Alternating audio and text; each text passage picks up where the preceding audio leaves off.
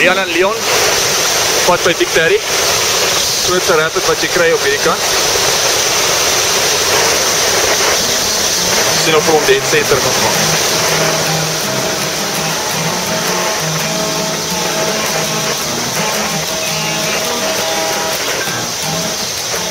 Kom jy boetjie?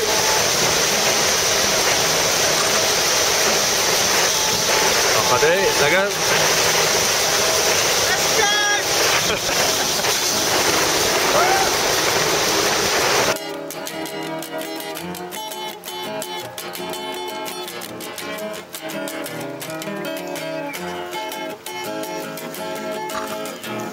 Wat is die moeilikste van abseiling? Ag, ek dink is maar om raai 45 degrees te kom en om die bankheid oor te kry.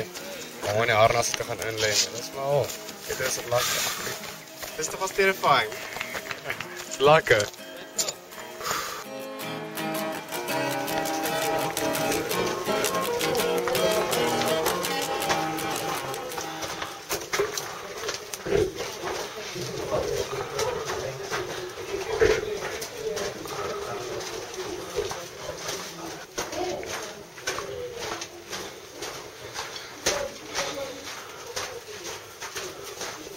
Was that all done by hand?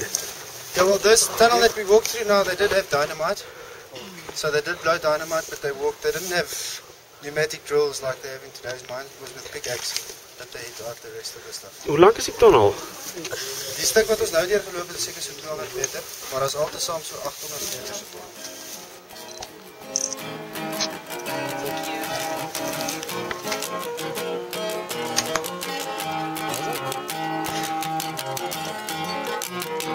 Alright, trek hom lekker terug.